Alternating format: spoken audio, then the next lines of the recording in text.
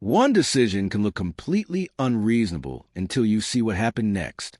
CNC equipment faced a choice that could have damaged its business, upset customers, and changed the way people viewed its machines. Instead, that gamble helped create a result nobody could easily ignore. But there is a detail in this story that often gets missed. The decision was not just about building better equipment. It was about challenging an idea the industry had accepted for years and risking everything to find out if it was wrong. Here's the first twist. CNC equipment did not become known by inventing one revolutionary excavator or bulldozer. The company most closely matching this title is CNC Equipment, LLC in Nashville, Indiana. Public company information says it has been selling used civilian heavy equipment and military surplus equipment since 2004. Its business includes trucks, excavators, dozers, skid steers, parts, and other construction equipment. That detail changes the story. Because if we want to understand the crazy decision connected to CNC equipment, we first have to understand the world it entered. Used heavy equipment is not like selling an ordinary used car. A machine can look rough and still be incredibly valuable. Another can look perfect and hide thousands of dollars in repairs. Hours, maintenance history, undercarriage condition, hydraulic systems, attachments, and even where the machine was previously used can make a huge difference. And CNC built its business around exactly that kind of market. Its inventory has included machines from major manufacturers, such as John Deere, Case Caterpillar, Bobcat, and others. Current listings show everything from crawler dozers to excavators and attachments. But there was another opportunity hiding inside this business. Military surplus equipment. CNC's own history says the company specializes in rugged military trucks and equipment, including 2.5-ton and 5-ton military vehicles, along with construction and excavating equipment. That meant CNC was operating in a world where equipment often had a second life. A machine that had already served one purpose could potentially be repaired, resold, parted out, or put back to work somewhere completely different. And that creates a very unusual business question. What the old machine everyone else saw as obsolete was actually worth saving? That question sits at the center of this story, because the decision that changed CNC's direction was not simply about buying more equipment. It was about seeing value where other people might see scrap. And once that strategy started working, CNC was no longer playing the same game as everyone else. But the biggest gamble had not happened yet. The decision sounds simple now. At the time, it was anything but. CNC equipment began going much deeper into the world of military surplus machinery, especially equipment that could be rebuilt, modified, and given a second life. The company's own history says it has dealt in military trucks and ex-military construction equipment since 2004, including 2.5-ton and 5-ton trucks, Humvees, Stewart and Stevenson trucks, excavating equipment, parts, and attachments. But the interesting part was not simply buying old machines. It was what CNC did with them. A great example is the company's work with military surplus trucks and Unimogs. Farm Show reported that owner Clinton Chitwood had bought and sold more than 100 Unimogs, and said CNC had probably sold more Unimogs than anyone else in the country. The machines were not treated as museum pieces. They were being prepared for practical work, with equipment such as loaders, backhoes, and other attachments. That is where the strategy starts to look different. Instead of asking, how much is this old machine worth? CNC was effectively asking, what could this machine become? That is a much more powerful question. Some military machines had already been designed for brutal conditions. They were built for durability, off-road use, and hard service.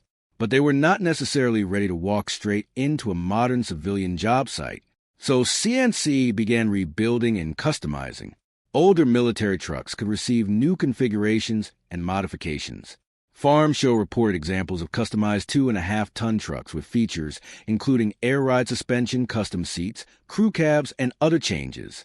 And the company did not stop at vehicles. Today, CNC says it also keeps heavy equipment parts and undercarriage components for track machinery, along with skid steer, dozer, loader, and excavator attachments. Its parts operation even includes replacement track rails for older John Deere machines. That created something unusual. CNC was not simply selling equipment. It was building an ecosystem around equipment that other businesses might consider too old, too specialized, or too difficult to support. And there was a serious risk involved. Old machines need parts. They need mechanics. They need customers who are willing to accept something different. If the company bought too much equipment and couldn't move it, the strategy could become an expensive mistake. But the numbers began telling a different story. CNC's own history says it has typically kept more than 100 units in stock, while its inventory changes regularly. That suggests the gamble had become a real business model. Yet one question remained. Could these machines actually compete with newer equipment once they were put into serious working conditions? That was the test that mattered most. And the answer would come from customers who were willing to put these unusual machines to work. The real test was never whether these machines looked impressive. It was whether someone would actually trust them to work. And CNC found customers who were willing to do exactly that. Farm Show reported that Clinton Chitwood had sold military surplus trucks to potato farmers, grain farmers, and watermelon farmers. These were not collectors buying something just to park in a garage. They were people looking for equipment that could perform useful jobs. That changed the equation. A military truck sitting on a dealer's lot is just an old machine, put on a farm, loaded with equipment, and sent it into difficult ground, and suddenly its real value becomes clear. CNC also discovered that customers did not always want the machines exactly as the military had used them. They wanted something built for their own needs. That led to one of the company's most unusual ideas: rebuilding military trucks into customized civilian machines. Farm Show reported that Chitwood added features such as air ride suspension, custom seats, lockout hubs, crew cabs, and even front and rear steering. CNC also offered custom options including winches, dump beds, power steering, heaters, and other equipment. The company was no longer simply selling an old military truck. It was changing the machine, and that could dramatically change its value. One particularly interesting example was the shortened bobtail M35A2. Instead of leaving the truck in its original six-wheel configuration with a long cargo bed, CNC could shorten it and modify the rear suspension. Chitwood told Farm Show that the first one he built was for a rancher who wanted to haul hay and feed cattle. That tells us something important. The idea was not only about making military equipment look cool. There was a practical side. A machine designed for one job could be adapted for another, and the numbers showed why CNC was interested in doing it.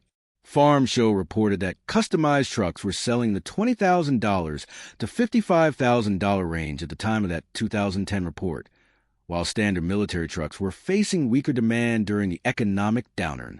So the crazy decision was starting to make business sense. CNC had found a way to take equipment with an old identity and give a new one, but there was an even bigger discovery waiting. Some of these machines were not merely cheap alternatives.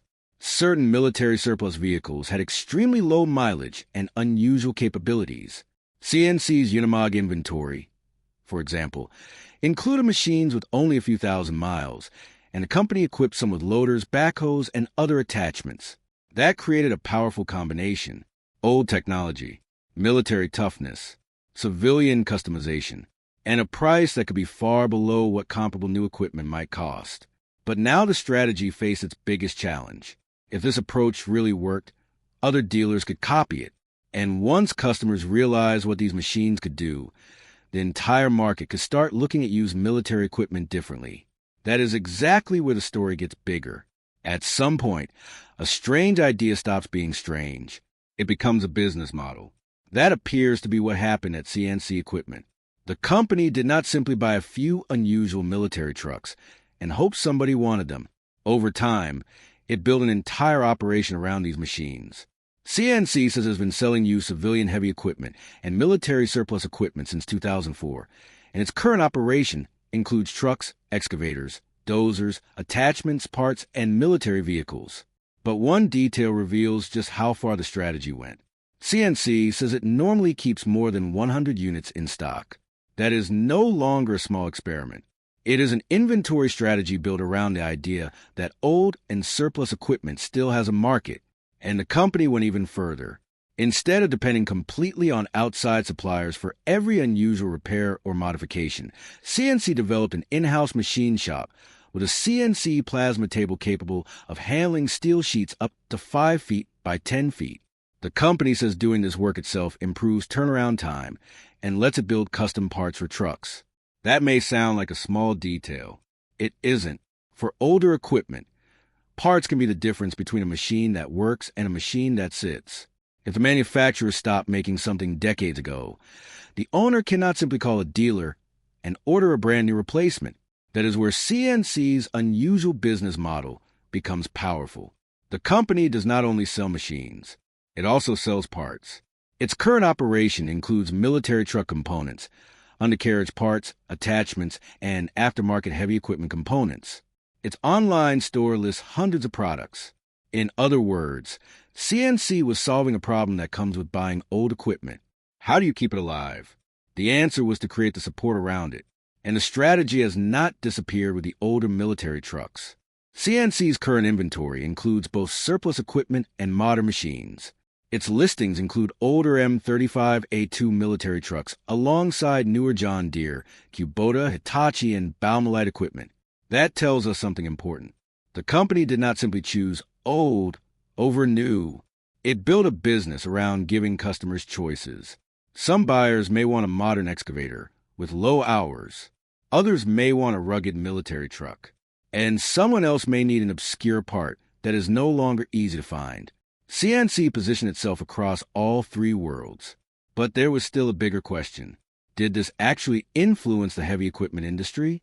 That claim needs to be handled carefully. There is no strong evidence that CNC single-handedly transformed the entire heavy equipment industry. That would be an exaggeration. What the evidence does show is something more believable and arguably more interesting. CNC demonstrated that military surplus equipment could be treated as useful civilian machinery rather than simply obsolete government property. Farm showed documented customers using these machines for farming and other practical work, while CNC continued expanding its inventory and parts operation. The result was not a revolution overnight. It was something quieter, a change in the way certain buyers looked at old equipment. And once customers realized an old machine can still earn money, do hard work, and be repaired instead of discarded, the definition of obsolete starts to change. But that creates one final mystery.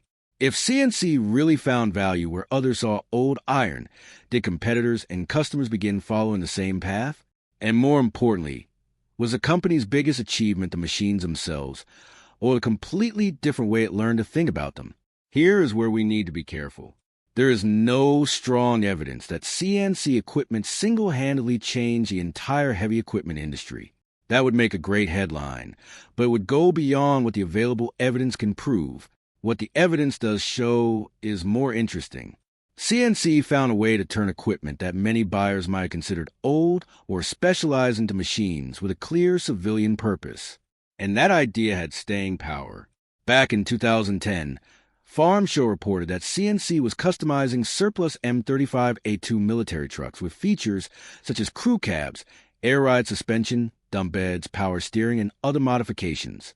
The company was also building shortened versions for customers with specific needs, including a rancher who wanted one to haul hay and feed cattle. That is not simply resale. That is adaptation. CNC was taking equipment designed for one environment and changing it for another. The same pattern appeared with Unimogs. Farm Show reported that Clinton Chitwood had bought and sold more than 100 Unimogs over a decade, some at only a few thousand miles, and the machines could be fitted with front loaders and backhoes. The important part was the thinking behind it. A machine did not have to be new to be useful. It had to be useful for the job the customer needed done. That is a very different way of looking at equipment. And CNC's current business shows that this idea did not disappear. The company still sells used civilian heavy equipment alongside military surplus equipment and parts. Its current inventory includes modern John Deere excavators and dozers as well as ex-government machines. Its parts operation is also significant. CNC's online store currently lists hundreds of parts, including track frames, rollers, sprockets, hydraulic components, and other pieces for older heavy machinery. That may be the real lesson. The decision was never just, let's sell old military trucks. It was closer to this. Find equipment that still has useful life, understand what makes it valuable, rebuild it when necessary, and create a support system around it. That strategy does not require customers to believe that old equipment is always better than new equipment. It only requires them to see that used does not automatically mean finished. And that idea matters because heavy equipment is expensive. When a machine costs tens or hundreds of thousands of dollars, buyers naturally look for ways to control ownership costs. A properly maintained used machine can sometimes offer a different balance between price, capability, and risk.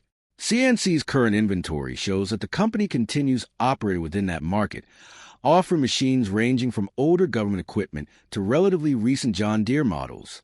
So did competitors copy CNC? The public record we found does not prove that, but CNC clearly established its own niche. And that brings us to the final question. Maybe the crazy decision did not literally change every machine made afterward. Maybe it changed something smaller, but more important, it changed the way one company looked at equipment that everyone else might have overlooked. And sometimes that is how an industry changes, not with one giant invention, but with one company asking a question nobody else thought was worth asking. So, did CNC equipment really change heavy equipment forever? The honest answer is more complicated than the title suggests. There is no evidence that one decision by CNC transformed the entire heavy equipment industry. But there's strong evidence that the company built a very different kind of business around equipment that many buyers could have overlooked. CNC says it has been selling you civilian heavy equipment, military surplus trucks, and ex-military construction equipment since 2004. Its business now covers military trucks, excavators, dozers, attachments, parts, and other equipment. That is important because the original idea was never really about making old equipment magically better. It was about finding value. A military truck could be rebuilt. A surplus machine could be adapted. An old piece of equipment could be repaired instead of thrown away. And a customer could get something that matched a specific job without necessarily buying the newest machine available. That philosophy is still visible in CNC's inventory today. The company currently lists machines ranging from decades-old military trucks to newer commercial equipment. Recent listings have included 1971 AM General M35A2 trucks, a 1995 Case Dozer, a 2019 Kubota excavator, and newer equipment as well. That tells us something powerful. CNC did not build its identity around one old truck. It built its identity around choice. If a customer wants a military machine, there may be one. If another customer needs a used excavator, there may be one. If someone needs a difficult-to-find part, CNC has built a parts business around those needs too. Its current parts operation includes military truck components, tires, hubs, and heavy equipment undercarriage parts. And that may be the real crazy decision. CNC did not assume that newer automatically meant better. It looked at equipment through a different lens. How much useful life is still inside this machine? Can it be repaired? Can it be modified? Can someone put it back to work? That question created a business that has lasted for more than 2 decades. And there is one final detail worth remembering.